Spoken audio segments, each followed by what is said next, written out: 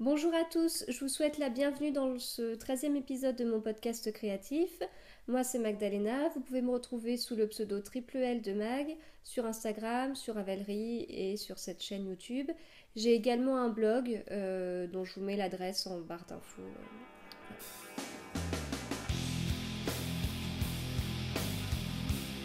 Aujourd'hui, je vous retrouve, comme je vous disais, pour un épisode de podcast.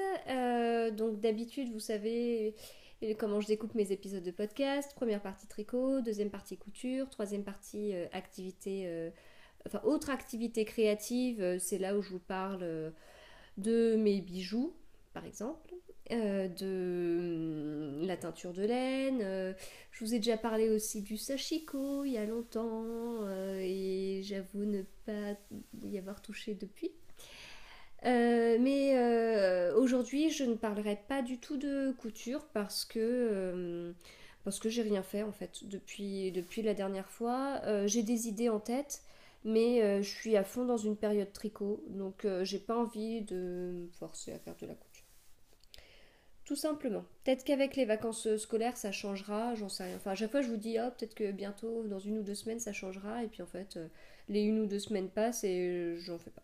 Donc, je continue dans ma période tricot. Il y a un an, c'est assez marrant parce que j'avais découvert la couture il y a. Enfin, ça faisait peut-être 5 ou 6 semaines que j'avais découvert la couture. Donc, j'étais à fond dans ça, dans les tissus et compagnie. Et le tricot, j'avais complètement laissé de côté. Et voilà, l'année 2017, c'est plutôt l'année du tricot pour ce qui me concerne.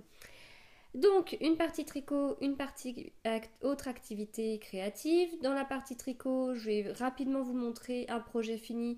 Mais comme vous le savez, j'aime bien maintenant enlever mes projets finis de mes épisodes de podcast pour faire des épisodes dédiés, ce qui permet d'alléger les épisodes de podcast. Et aussi, je trouve que si quelqu'un se pose une question sur un modèle, bah, c'est plus simple d'aller sur l'épisode qui porte le nom de ce modèle plutôt que se dire mince, c'est dans quel épisode déjà qu'elle en parlait. Voilà. Donc je vous en parle très vite. J'ai un nouvel en cours. Je suis moi-même surprise d'avoir un nouvel en cours. Et je vous parlerai de mon futur projet que j'ai hâte de commencer. Et dans la partie autre activité créative, ce sera uniquement des bijoux. Je vous parlerai des derniers bijoux que j'ai pu faire et également de mon dernier tuto. Voilà, bon bah c'est parti.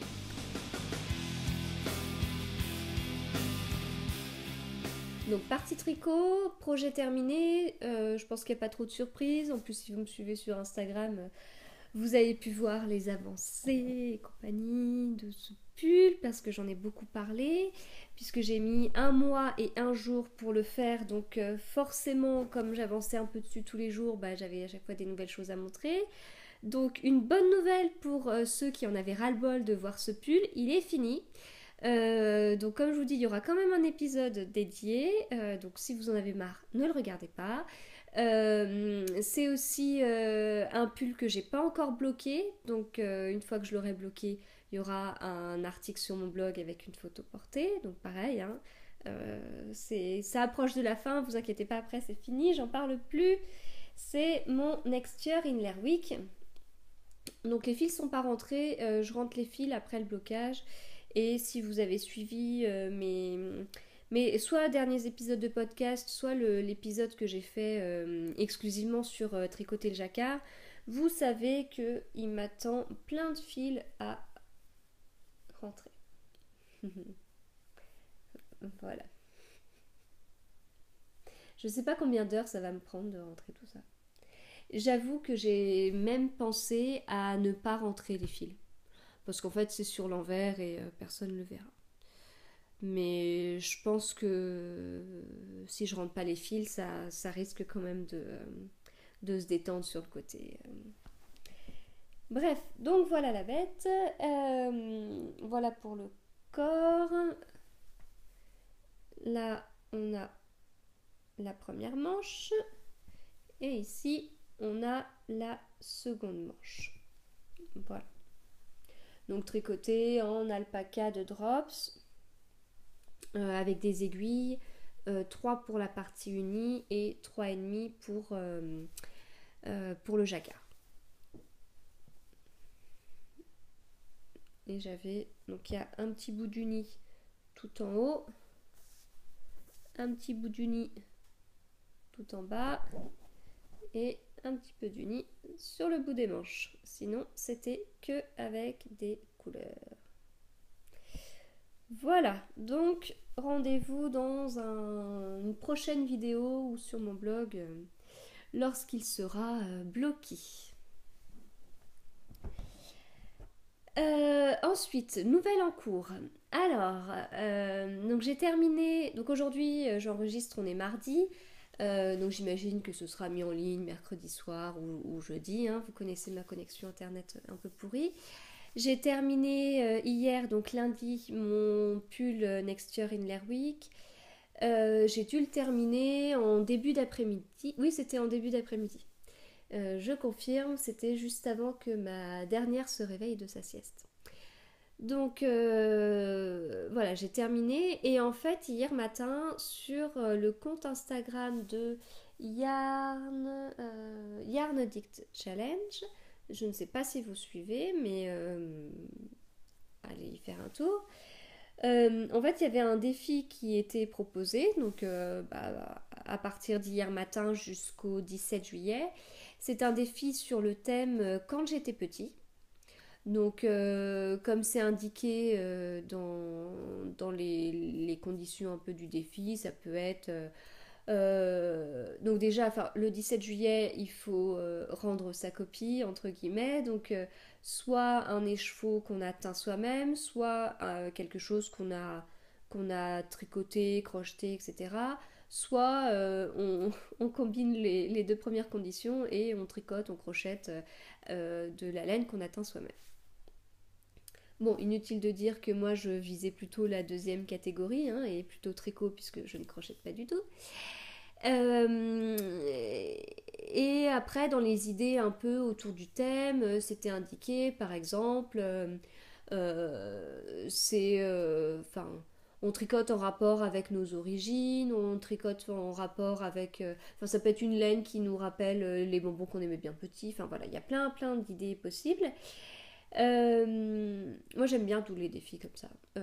Et même en général les cales, c'est quelque chose que j'aime bien.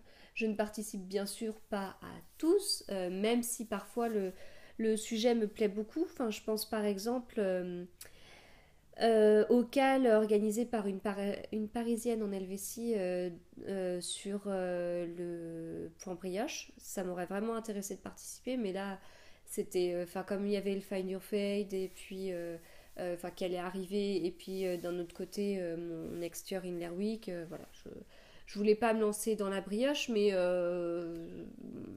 ça me tentait quand même bien.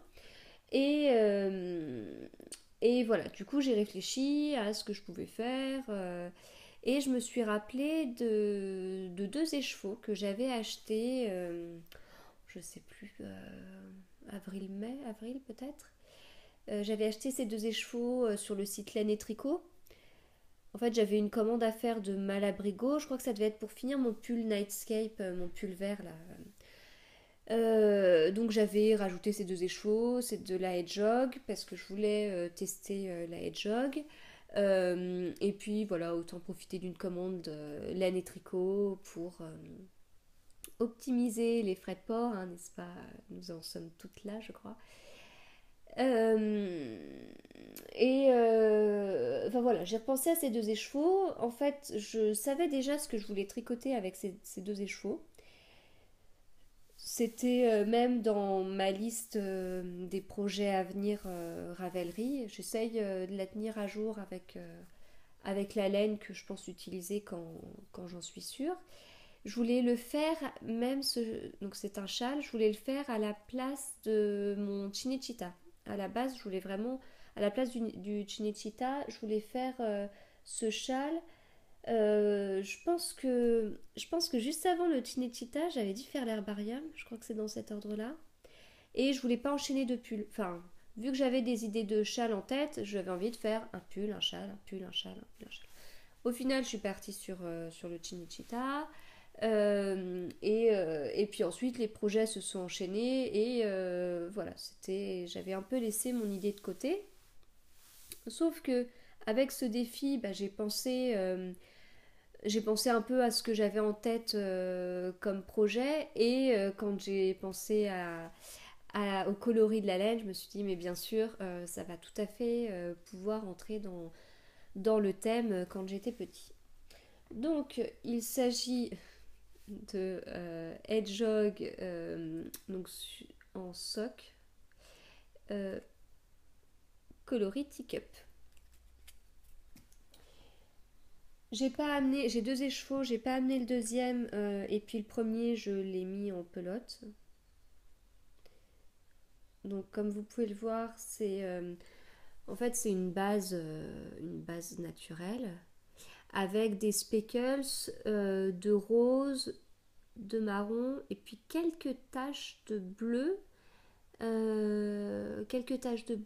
un peu de orange, mais enfin le orange ça va plutôt avec le marron en fait, comme si c'était plutôt du marron clair en fait que du orange.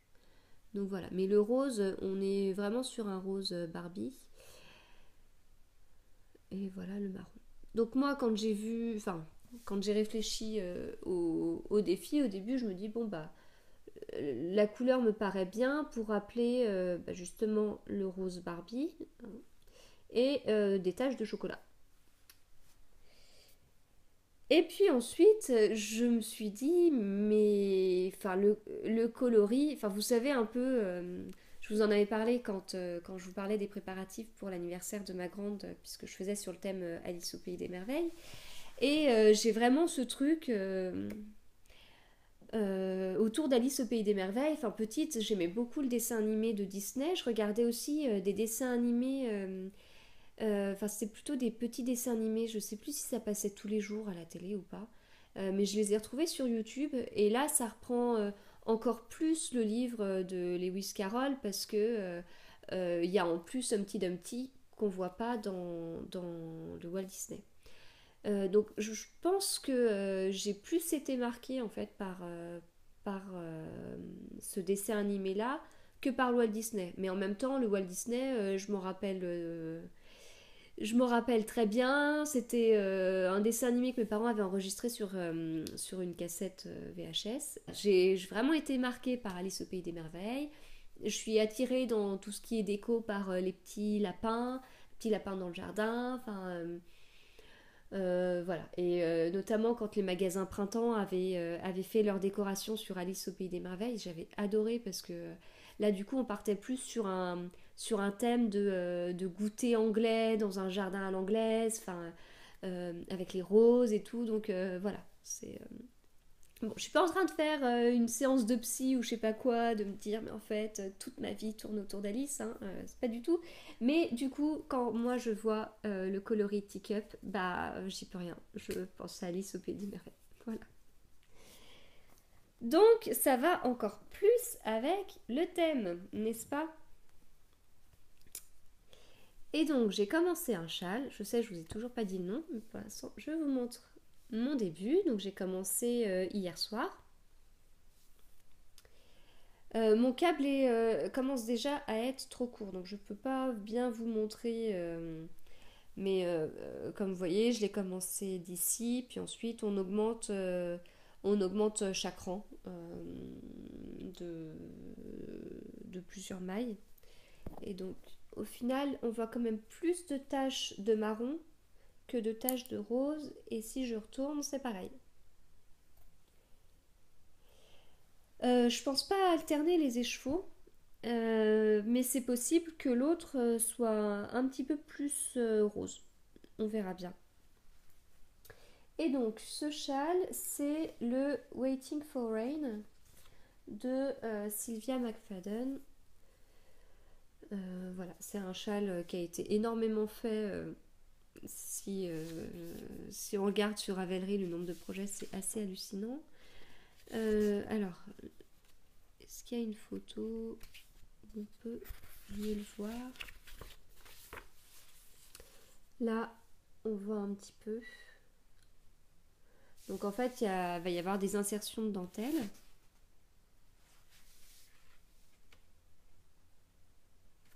Mais j'en suis pas encore là, hein, puisque là, je continue à faire mes allers-retours là sur le début.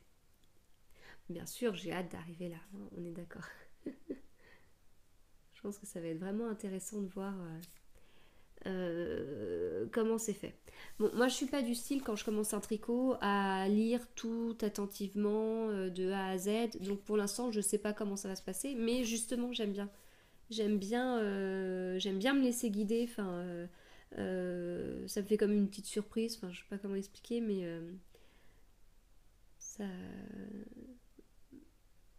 j'ai pas besoin de tout comprendre de A à Z pour me lancer dans le tricot. Ça me dérange pas de prendre partie par partie sans anticiper, quoi.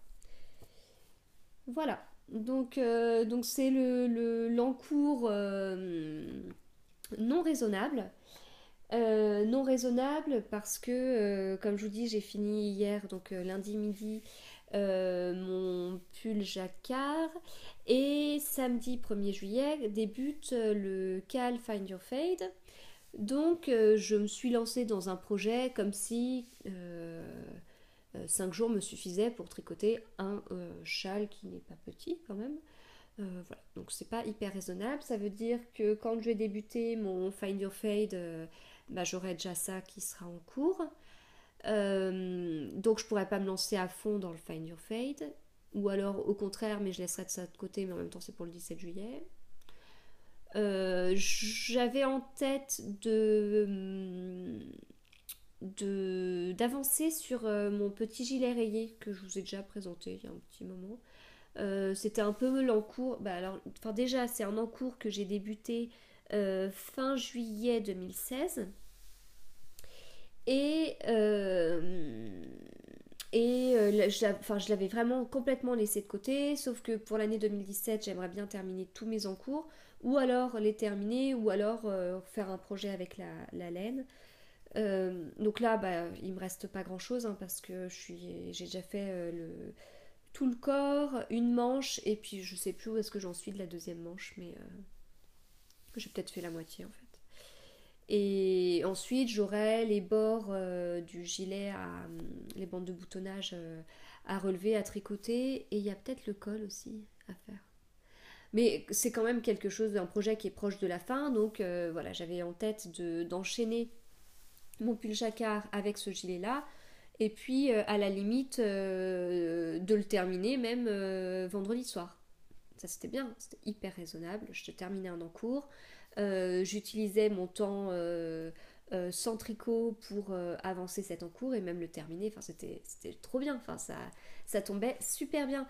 Mais voilà, je n'ai pas résisté, comme je vous dis, au défi et puis à commencer un nouveau tricot. Et puis hier, voilà, enfin, j'étais un petit peu tristounette et j'avais besoin de débuter un nouvel en cours, c'est quelque chose qui me motivait. Voilà.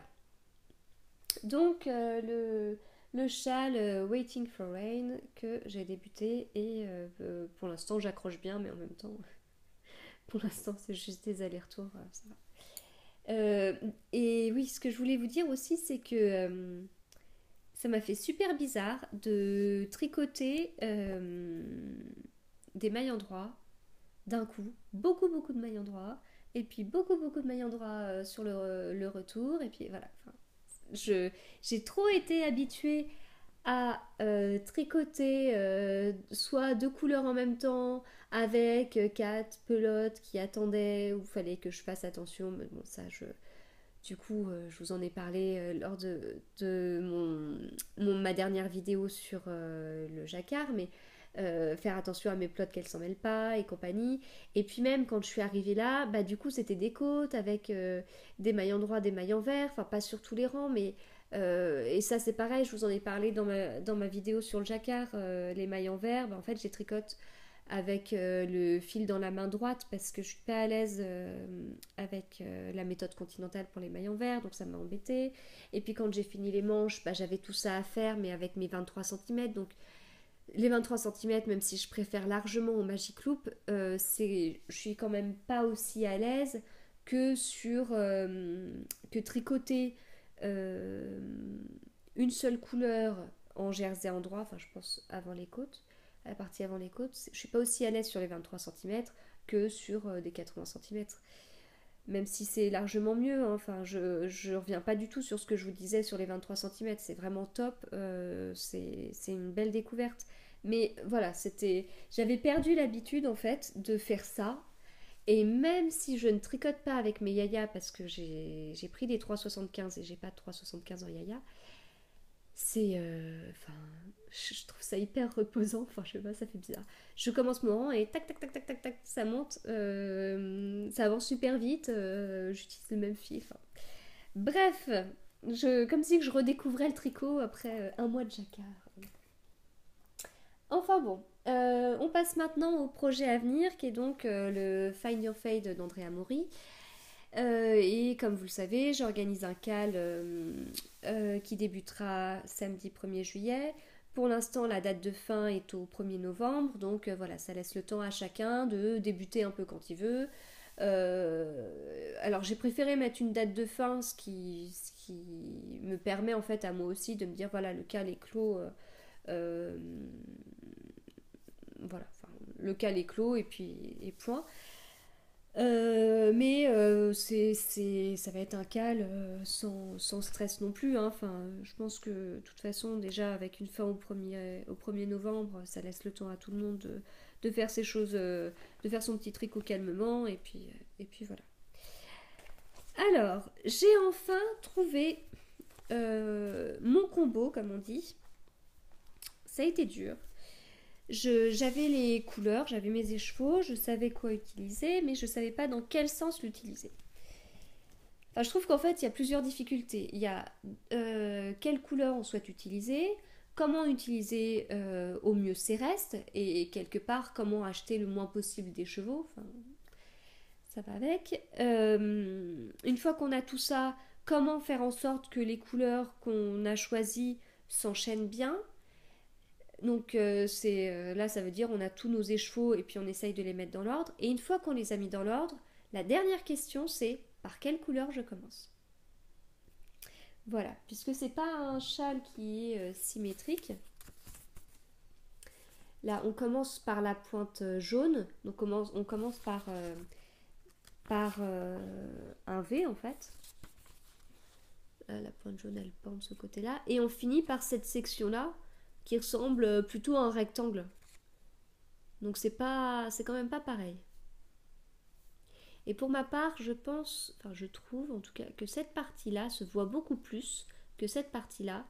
Et comme je pars sur des tons rose-vert, enfin rose-vert-vert ou vert-vert-rose, du coup je préfère, comme vous le savez, privilégier le vert puisque c'est ma couleur préférée. Donc je finirai par le vert. Alors, si je vous montre mes couleurs, si je ne me trompe pas de sens. Alors, je vais commencer par cet écheveau qui est un écheveau de Squirrel's Yarns, j'espère bien le dire. Les laines de l'écureuil, en fait je vais dire plutôt ça. Les laines de l'écureuil en noisette figue et le coloris framboise givrée. Donc là j'ai pris un écheveau de 50 grammes. En fait j'avais acheté les écheveaux... j'avais acheté des écheveaux pour compléter ce que j'avais déjà à la maison à la fête de la laine de Clamart. Et pour ne pas... Enfin, je voulais éviter d'acheter 7 écheveaux. C'est ce que j'aurais voulu, hein, bien sûr. Hein, j'avais en tête certaines couleurs et compagnie. Mais voilà, j'ai voulu la jouer plutôt raisonnable.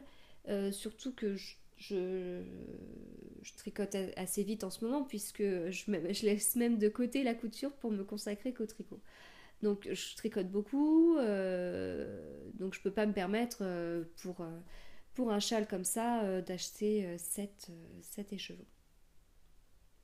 Donc pour trouver un bon compromis, j'ai fait moitié achat, moitié ce que j'avais, et j'ai aussi pris des écheveaux de 50 grammes puisque forcément on n'utilise pas 100 grammes de chaque couleur. Sinon ça ferait quand même un sacré châle, je pense. Donc voilà, du coup, je commence avec cette couleur-là. Alors, je sais pas trop ce que vous voyez parce qu'en fait, là, ça commence vraiment à s'assombrir. On nous prévoit de la pluie cet après-midi et pour au moins toute la fin de semaine jusqu'à dimanche soir compris. Mais en même temps, je vous avais prévenu, hein, j'ai fini mon Find Your Fade. Hein, quand je tricotais du jacquard, il faisait 30 degrés. J'ai fini le jacquard, il pleut. Hein. Je vous l'avais dit que ça se passerait comme ça. Donc au niveau luminosité, je crains un petit peu. Mais bon, on va continuer quand même. Alors, premier écheveau, framboise givrée. Second écheveau, c'était une laine que j'avais, enfin un écheveau que j'avais gagné lors d'un concours organisé par Cat's sur Instagram. Et je crois même que je vous l'avais présenté lors de mon premier épisode de podcast. Je fais juste une petite parenthèse, mes écheveaux sont pas très bien faits parce qu'en fait je les avais tous défaits. J'ai notamment fait une photo sur Instagram avec tous les écheveaux défaits pour mieux me rendre compte en fait de l'enchaînement des couleurs et je suis pas douée pour remettre en écheveau un écheveau défait et de toute façon c'est pas grave puisque il va bientôt être transformé en pelote. Voilà, donc on est sur un rose. Donc là, on a quand même deux couleurs assez pleines. Bon, il y a quelques taches blanches sur celui-là. Celui-là, c'est pareil. Pardon. Celui-là, c'est pareil. Donc voilà, c'est quand même des couleurs teintes main. Donc on n'est pas sur quelque chose de 100% uni, mais c'est pas des laines aspéceuse. Ensuite, je continue avec les laines de l'écureuil. Un écheveau de 100 grammes ce coup-ci, coloris, fleurs séchées.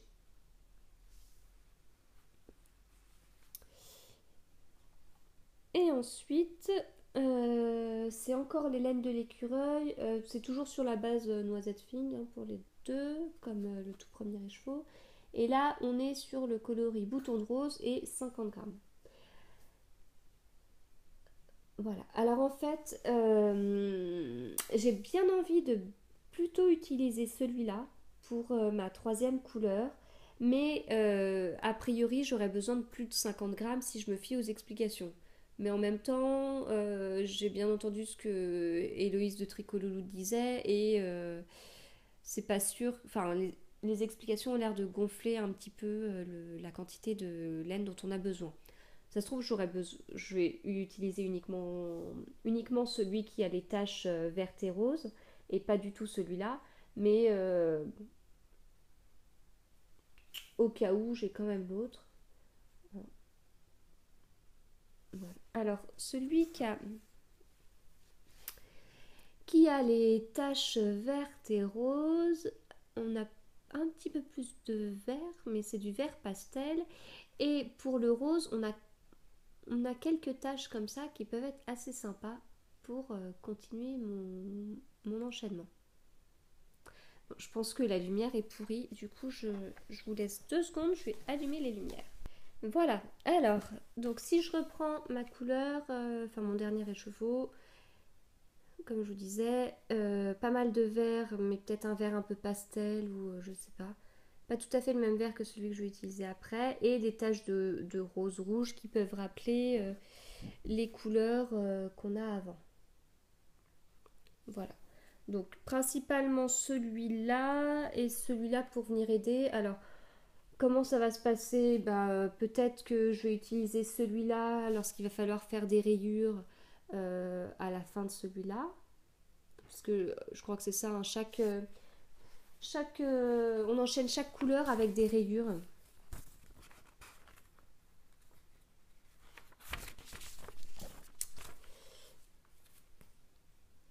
Voilà, donc peut-être utiliser pour les rayures celui qui est un petit peu plus nuancé et continuer après sur l'autre. Je sais pas encore. Enfin bref. Donc, en tout cas, quelque chose comme ça. Ensuite, et donc là, on tombe sur la quatrième couleur, puisque comme je vous dis, ça c'est comme si que c'était ces deux-là, c'était pour la troisième couleur. Donc la quatrième couleur, étant donné qu'il en faut 7, nous sommes sur la couleur du milieu, Et c'est là que je sors mon écheveau de By Simone.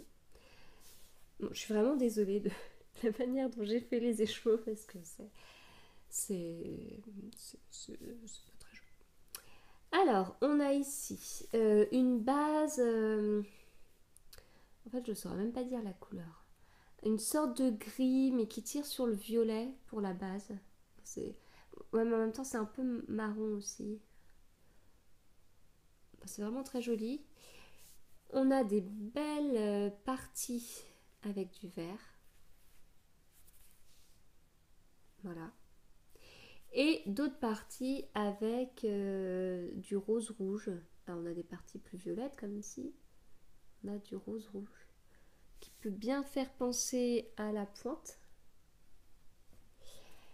Et on a aussi des parties là, plus grisâtres. En fait, ça tirerait presque sur le noir, mais presque sur le bleu foncé. Voilà, donc c'est le coloris Seriously sur un 100% Merino Super Wash. Voilà. J'adore cet écheveau. Enfin, vraiment la couleur. Là, on a des petits speckles de noir. Enfin, ouais, mais je dis noir, mais en fait, non, c'est plutôt du bleu marine. C'est, je trouve vraiment très chouette. Donc, j'espère réussir à bien le mettre en valeur en le mettant à la place à laquelle je pense. Et donc, si on regarde, c'est à la place du blanc. Voilà. Mais au final, c'est pas ce qu'on utilise le plus. Parce que la couleur qu'on est censé utiliser le plus, c'est l'avant-dernière. Ouais. C'est pas censé être la couleur qu'on utilise le plus, mais bon. En mettant comme ça en plein milieu, et puis je trouve que c'est la couleur parfaite pour pouvoir faire vraiment le pont, enfin le lien entre mes roses et puis mes verts. Donc, on est sur ça. Ensuite, on passe sur... J'ai un doute. Hein. Oui, c'est sur ça. Oui, voilà. On part du plus foncé au plus clair et on revient sur du vert clair avant de repartir sur du foncé. Donc, ça, c'est un écheveau de La Féfile, coloris Time Tache Pistache. Alors, je vous en avais déjà parlé. En fait, j'ai deux écheveaux de ce coloris-là, qui est d'un magnifique vert. J'aurais préféré garder mes deux écheveaux pour faire, par exemple, un châle. Il va peut-être falloir que je me dise un jour que les châles, il va falloir que je m'arrête, hein, parce que ça va faire peut-être beaucoup de châles. Mais bon, voilà. Du coup, comme j'en utilise un, bah... Là, je sais pas combien il va me rester de quantité de laine après, mais peut-être qu'en fait avec les chevaux que je vais pas utiliser et le reste de ça, ça me permettra quand même de faire un modèle de châle, je sais pas. Sinon je pourrais en racheter avec le risque que le bain différent fasse des démarcations ou des rayures si j'alterne. Enfin, mais bon, tant pis. Là, je l'ai sorti pour continuer mon Find Your Fade. Donc, on enchaîne les chevaux de By Simone avec un écheveau de La Féfile. Ensuite, j'ai ressorti mon reste de Malabrigo Sock coloris Ivy du pull Nightscape de Rory Locatelli que j'ai fait il n'y a pas longtemps. Voilà, je sais plus combien il m'en reste, faudra que je pèse, mais c'est un beau reste. Et je termine tout ça avec celui-là, le coloris Diana, pareil, de Malabrigo Sock comme le coloris Ivy. Et ça, c'est le reste de mon Solaris. Comme vous le savez, j'avais fait les rayures de mon Solaris. Enfin, j'avais remplacé toutes les couleurs contrastantes par cette couleur qui passe du vert au rouge, au bordeaux. Voilà. Donc ça peut être pas mal. Au final, j'aurais le dernier rectangle comme ça, qui peut peut-être un peu rappeler aussi la pointe. Et puis en même temps, quand je porterai le châle, on verra les deux pointes et voilà, ça se mélangera bien. On verra un bout de ça, un bout de ça, un bout de ça. Voilà. Je pense que ça ira. De toute façon, j'ai tellement passé de temps à réfléchir que c'est comme ça. Donc d'un côté, on a tout ça, donc pour la fin du châle. Et de l'autre côté, on a ça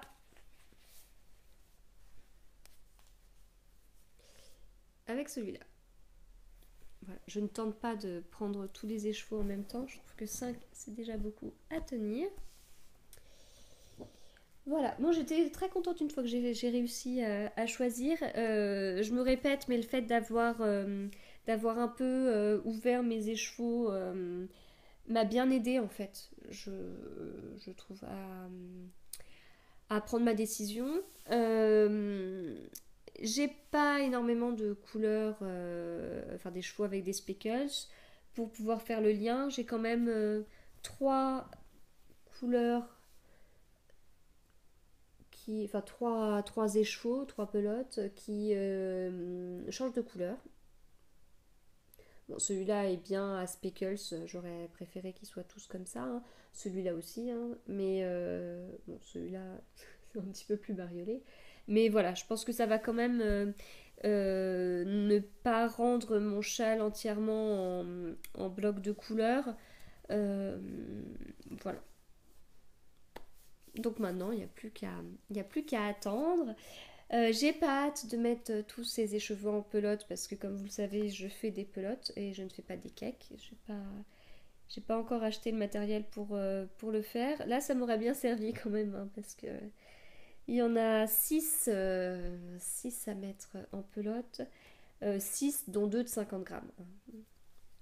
Mais, euh, mais quand même, surtout que celui-là, ça va, il faut vraiment pas beaucoup. Donc une fois que je l'aurai mis en pelote, à la limite, je mets direct celui-là en pelote aussi parce que je vais tellement passer vite de cette couleur à cette couleur qu'il vaut mieux faire ça comme ça. Bref, si vous voulez vous inscrire au Cal Find Your Fade, il est encore temps. Ça se passe sur mon groupe Ravelry, donc je vous mets le lien en barre d'infos. Voilà, on est une grosse vingtaine de participantes. Je crois qu'on a dépassé les 25, je sais plus. Enfin voilà. Bon, bah pour la partie tricot du coup, c'est terminé. Je passe à la deuxième et dernière partie, autre activité créative, et donc qui sera une partie encore une fois 100% bijoux. Donc pour les bijoux, alors je vous montre d'abord les derniers bijoux que j'ai faits. Je commence avec un collier dont vous avez parlé la dernière fois. Vous l'avez pas montré. Donc il s'agit d'un collier avec une chaîne dorée terminée par un fermoir avec une chaînette d'extension, un petit cœur doré au bout. Et ce collier a un petit pendentif.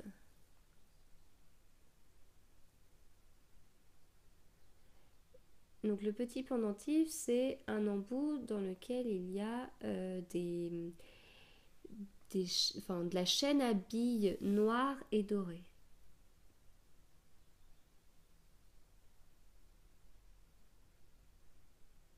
Voilà.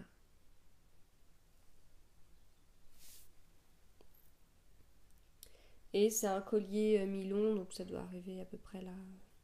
Bon, la chaînette d'extension fait 5 cm, hein, donc permet de le régler quand même comme on veut. Et j'ai aussi fait... ah bah tiens, j'en ai oublié un, je crois. J'ai aussi fait des petits bracelets avec des biais Liberty. Avec voilà, les embouts en bronze, chaînette d'extension, fermoir, et au milieu on a un petit pendentif, un petit connecteur, une breloque, voilà. Plein de noms, voilà. Donc il y a celui-là, avec le même biais, j'en ai fait un avec un petit papillon, un autre avec un petit tutu et des chaussons de danse. Et il y a celui-là. En fait, j'en ai un autre J'en ai fait un autre avec le biais Liberty Rose comme ça. C'est le Mitzi, je crois. Mais j'ai dû le laisser là-bas. Hop, voilà. Moi, j'aime bien porter ces petits bracelets parce que je trouve que c'est vraiment doux sur le poignet. C'est agréable à porter. Et quand j'ai fait ces bracelets, j'ai commencé par faire celui-là. Et quand je l'ai fait, je me suis dit pourquoi pas faire un tuto bijoux. Donc je vous explique comment faire ce bracelet avec un biais Liberty et une petite originalité au milieu. Donc c'est très simple à faire. Il faut peut-être un petit peu plus de matériel que pour le précédent tuto sur les boucles d'oreilles. Il y a aussi autre chose sur le tuto avec les boucles d'oreilles pompons là. Je pense que j'avais beaucoup plus détaillé certaines étapes comme comment ouvrir un anneau. Enfin là j'avais vraiment passé du temps et puis j'avais beaucoup écrit sur comment ouvrir un anneau. Enfin en gros on met nos mains de chaque côté. Enfin on a une pince dans chaque main. Le bout de la pince tient l'anneau et puis en fait on tourne nos mains d'un côté et de l'autre pour pouvoir ouvrir l'anneau. Voilà. Donc ça je pense que je l'avais mieux décrit dans le tuto sur les boucles d'oreilles que dans ce tuto là. Donc peut-être que le tuto pour les boucles d'oreilles est plus pour débutants que celui-là, mais en même temps je pense quand même que celui-là est accessible. Enfin voilà. Bon, en tout cas, si vous souhaitez vous lancer dans les bijoux, je vous donne du coup tout le matériel dont vous avez besoin et j'essaye de vous guider au maximum. N'hésitez pas à me dire ce que vous en pensez. N'hésitez pas non plus à me dire ce que vous souhaitez au niveau des tutos. Donc j'ai bien en tête d'en faire un avec l'utilisation du métier à tisser pour faire des tissages en perle Miyuki. Hein, celui-là je ne l'oublie pas. Je me le réserve pour un moment où j'aurai quand même pas mal de temps parce qu'un tissage ça prend plus d'une heure. Ça veut pas dire que je ferai un tuto de plus d'une heure, hein, je vous rassure, mais voilà, ça demande quand même plus de temps. Mais si vous avez d'autres idées, n'hésitez pas. Et de la même façon, comme la dernière fois où donc ma dernière vidéo, enfin mon avant-dernière vidéo était sur tricoter le jacquard, n'hésitez pas si vous avez des questions en tricot, des choses dont vous souhaitez que je vous montre, dont je vous parle. Enfin, il n'y a aucun souci, mais c'est vrai que c'est plus simple quand vous me suggérez des idées parce que je sais comme ça je réponds mieux à vos attentes que quand c'est moi qui décide d'un thème et voilà. Bon, bah du coup, j'ai fait le tour de ce que j'avais à vous dire.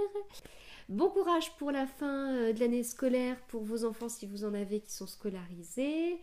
Plein de bonnes choses, beaucoup de tricot, de la couture, des activités créatives telles qu'elles soient.